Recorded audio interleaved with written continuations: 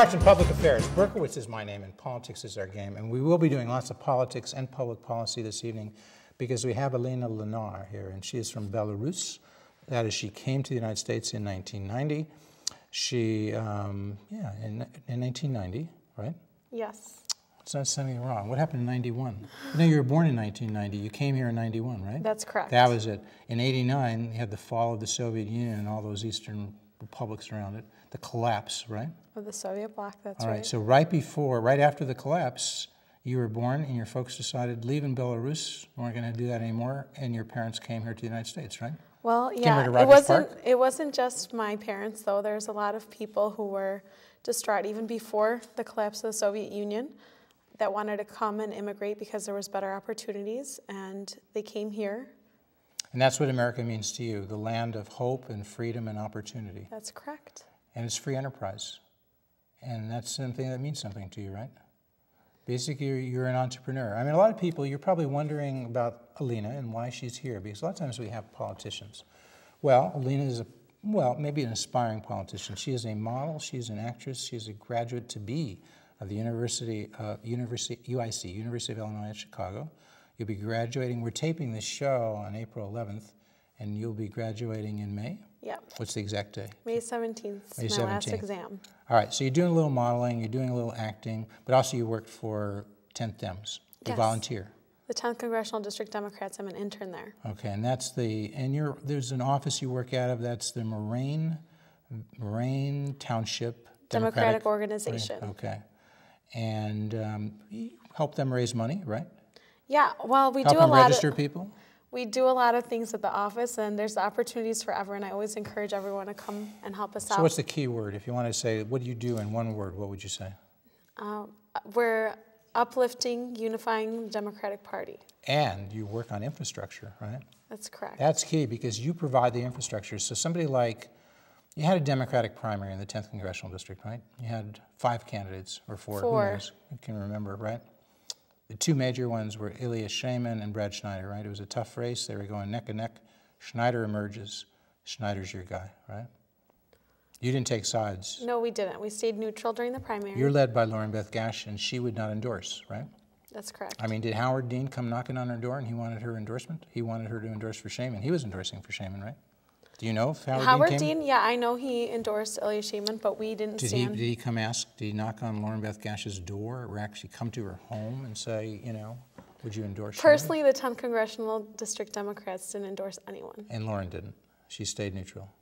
We all stayed neutral. All right, so now, though, you want to see Brad Schneider win this general election, right? Absolutely. I think it's really important to get a Democrat into the 10th Congressional District seat. Have you always been a Democrat? As long as I can remember. And so an important issue for you, you think, and maybe a difference between Brad and Robert Dold, would be this thing about contraceptives. I mean, you think every woman's got a God-given right, if not God-given, a constitutional right to get free contraceptives. Do you believe that? Yes. Really? It's in the Constitution? It's not in the Where would Constitution. you find it? Can you show me where it is? I didn't see it. I mean, I don't know. Well, the First Amendment represents everyone's right to freedom of speech and freedom of expression. And freedom to free to exercise the religious choices that they may have, right? Free to choose. Sure. You understand sure. that, right? Yep. And there's a conflict there, right? I mean, you would acknowledge that. A conflict between at least, well, it's interesting because you don't, I mean, we're fooling around, but seriously, you're somebody, and I think, folks, the important thing we're trying to get at here, we've got somebody on the show who we usually don't have. She's 21. She's not running for office. She's not holding office, but she represents, in a sense, the new generation. There's Gen X, there's Gen Y. What are you folks, Gen Z or what? Gen.com. Gen.com? Seriously, is that it? Yeah. So you fit in with 10thdems.org, right? Okay, it's not quite .com. So that's what we're trying to get at. Is there something about your generation that you think people like me don't know when we talk about politics? I do. I think that people don't understand how to mobilize the younger generation anymore. I think a great example of that is recently social media sites blocked, such as Wikipedia, Google, Facebook, they all shut themselves down for a day over the SOPA-PIPA controversy, which were acts that were going to be talked about in Congress. They're privacy acts that would infringe rights for free websites like Wikipedia and Google. And does Wikipedia like steal things? And all those we're trying to do, federal legislation, was to protect private property rights, right? I mean, you did come from Belarus, but you do believe in private property rights, don't you? You don't think the government should allow people to steal? If I wanted to steal from you, you would say that was wrong, right? It's not stealing, it's just No, but providing just a answer that public question. service. If I want to steal from you... Wikipedia was providing a public service for right. plenty of students, and I think the social media websites did a great job of getting something that's very relevant, something very political into someone's viewpoint. Okay. And so that's something that the... Mobilizing the younger generation. Gen.com, is that what we call it? Gen.com accomplished that. They turned things around? Yeah. Okay. Were you a part of that? Were you cheering that on? Absolutely, and so many people signed a petition to stop the congressional vote for that. So okay, and then Congress listened to them, and they turned that around, and they changed that legislation. Did it pass? No, the legislation did not. So it's pass. still up for grabs as to what it's going to be. Oh. The actual did they modify it and then pass the legislation? No, they did not. So they're still working on it, presumably. Okay, just like okay, so. Going forward, another issue that you think is important, maybe not all women of your generation agree with you, very seriously is prescription drugs should be free for every woman. Not prescription, contraceptives, birth control pills and other contraceptive devices should be free for every woman. I think it actually is an issue for every woman. It's a little embarrassing and people don't want to come up for it. It's embarrassing. Why would anybody be embarrassed? Are you embarrassed to talk about that? I'm not embarrassed about it, but a lot of you would like tell people whether a lot of people are embarrassed to talk about sex. Yeah, but you're not. Not at all. I mean, because sex sells. You know that, right? It's not. I mean, you're a model. No, let's face it. Well, let's get right to this. You're a model, right? And you help people, you do promotional modeling, right? Yeah. And when you model, you sometimes wear bathing suits, right? Because sex sells. I mean, you're not embarrassed to say that, are you? That's the industry that's in, but contraceptives is another okay, so subject. it's different. So now talking about contraceptives, okay? Yeah. There really isn't a constitutional right for a woman to have free contraceptives. No, but I think you don't really believe that, do you?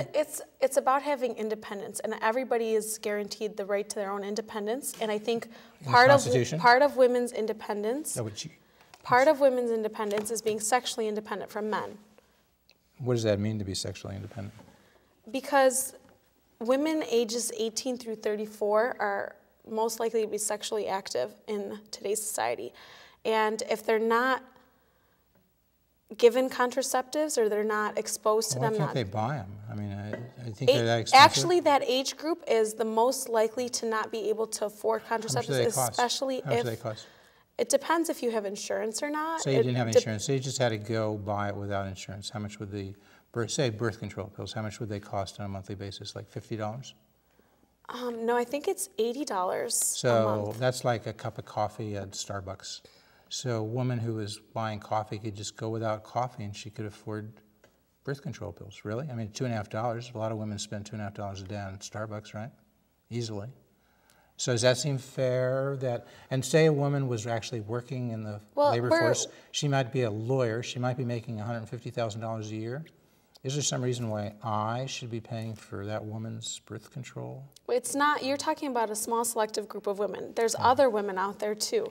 And you have No, we're talking 18 to 34. You said 18 to 34. Yeah, absolutely. But there's a small group of them that afford Starbucks every day or can get a $3 cup of coffee every day. I can't. That's a luxury for me. You don't get a Starbucks? No. So you get some guy to come over to 10th Thames and buy you something. That's happened before, right? Yeah, answer the question. That's happened before. Okay, so...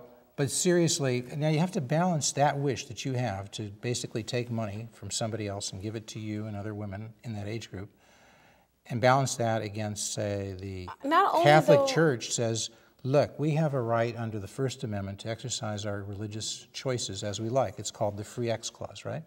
You understand that, right? Sure. Did you also know that 98% of people who belong to the Catholic Church also use birth control and other forms of contraceptives, but the Catholic even though Church, the preachings of the Church are clearly against it? Right, but many of those people might tell you the Catholic Church, though, has a right to practice its religion without coercion from the federal government.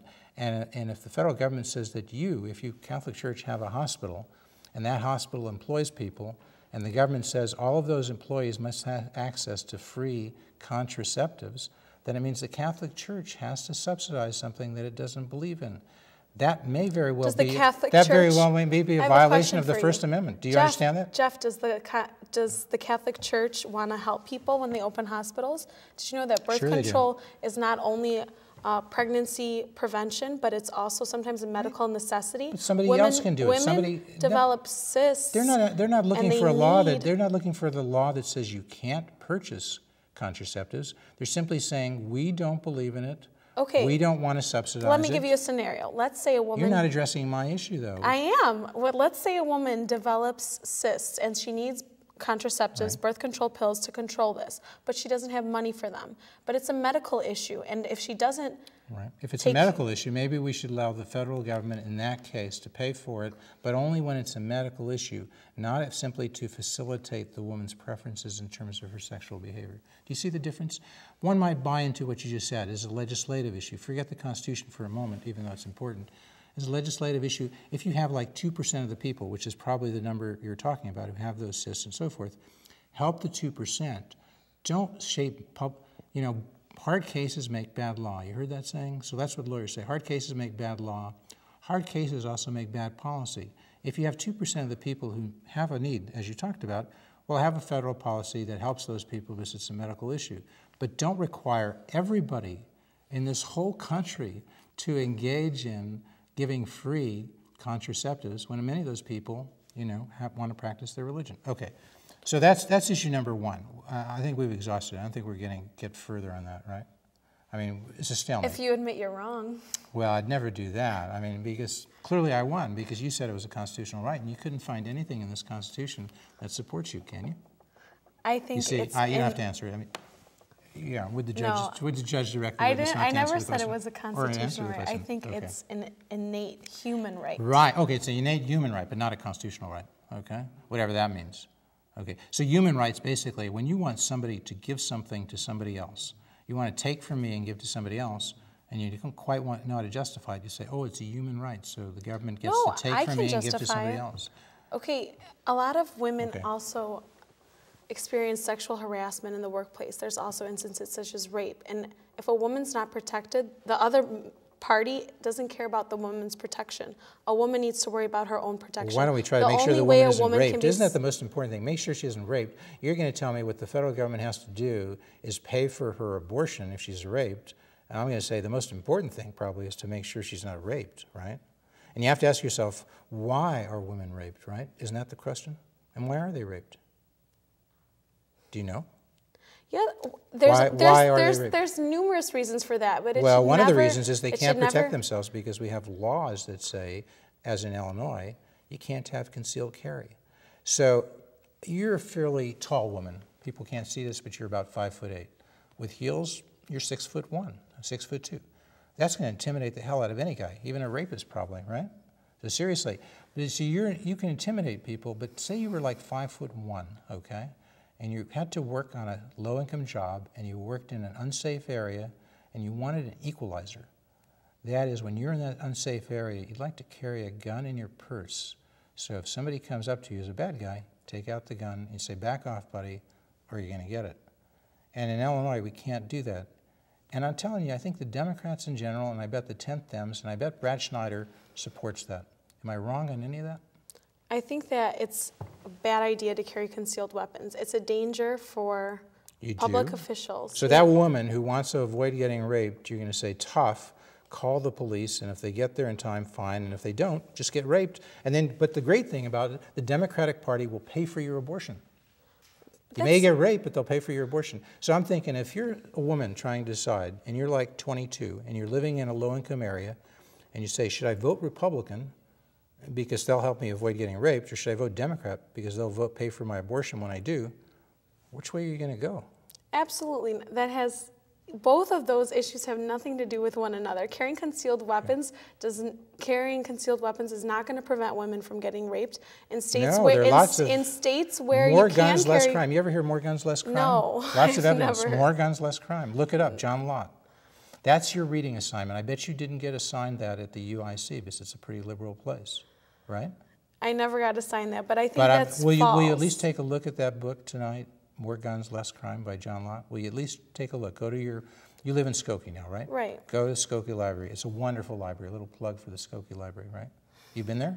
Yeah, it's a beautiful It's a beautiful library. They have that book, I'm sure. John Lott, More Guns, Less Crime. Will you humor me just to at least read it and then come back and tell us why it's wrong? Will you humor me? Can you tell me an instance when guns have been helpful in society at all? Give me a case. Oh, John Lott's book will document it all over. I'm not asking him, I'm asking No, if you you. read I'm saying it's documented. There are like hundreds of cases, thousands of cases, tens of thousands of cases across the country. Did you know there are only 2 states that don't have concealed carry? Did you realize that? Virtually every state in this union, every state has some form of concealed carry, except for Illinois and maybe one other state. Did you know that the We're the United States oddballs. also? We're the oddballs. Did you know that the United States as a country also has the highest homicide rate in the whole world? Not when you control for other things. People throw that out. No, but you don't control for.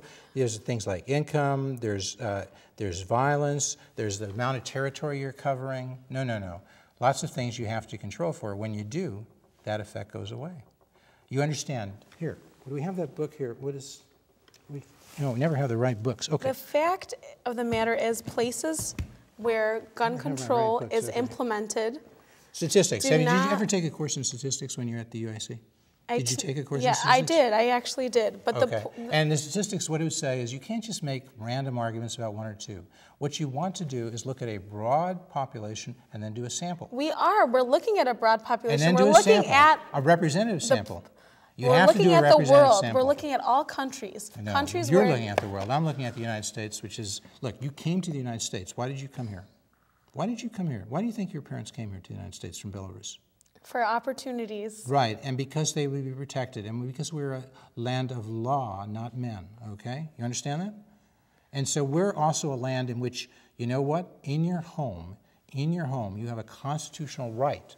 This thing, this thing, the Second Amendment. Do you understand the Second Amendment? It says now, the Supreme Court, which is the law of the land, and you agree, right?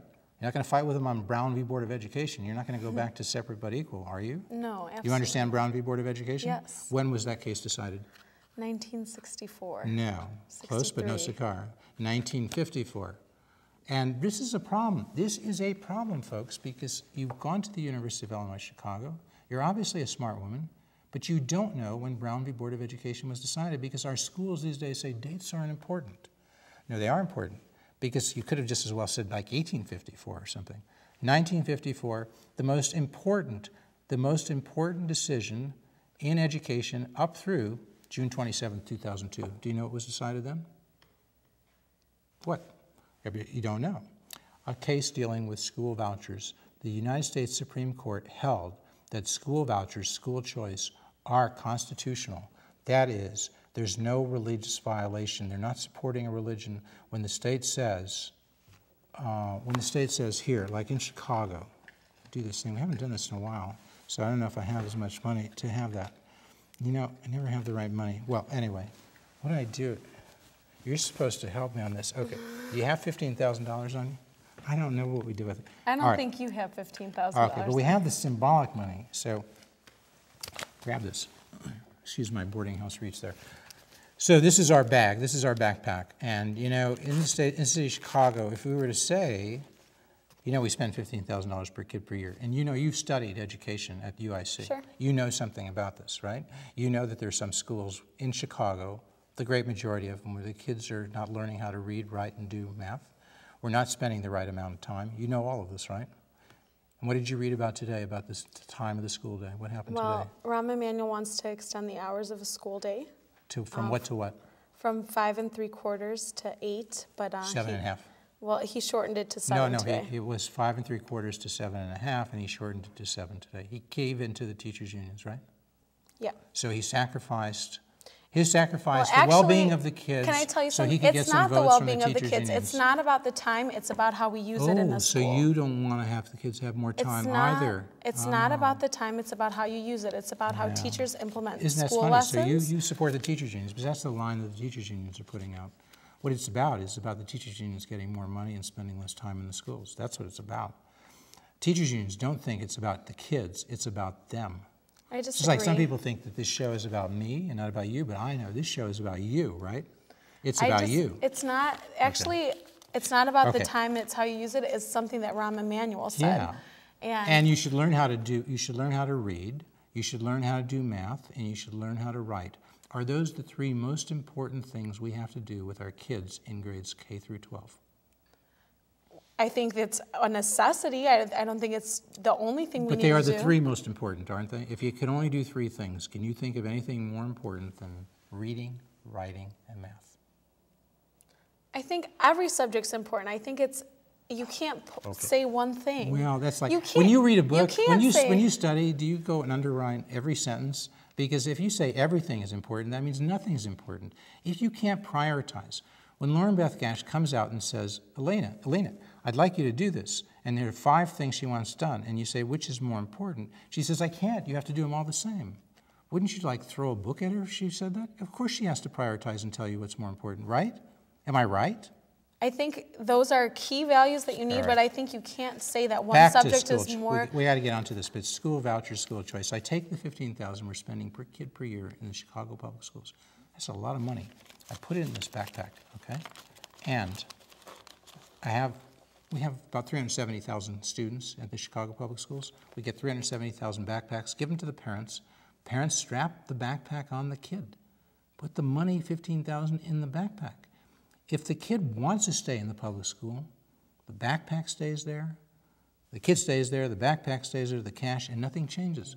But if the kid wants to go to the private school of his choice, or her choice, the private school of her choice, and that young lady, that young girl wants to, with their parents, improve their education, find a place where she can read, learn how to read, write, do math, you would like to give that child that opportunity, wouldn't you?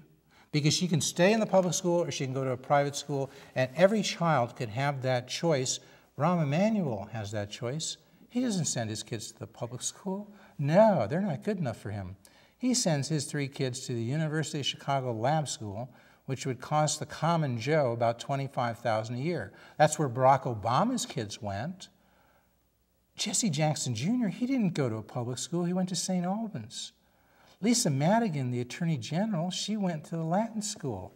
Look, here's the dirty little secret. All the politicians in the Democratic Party who don't support school vouchers, who don't support school choice, who would never send their kids to the public school, they don't want to give you this choice. Now tell me, Elena, you're not like them. Tell me you would take this backpack. Will you want to take the backpack and give it to all the kids? Take it.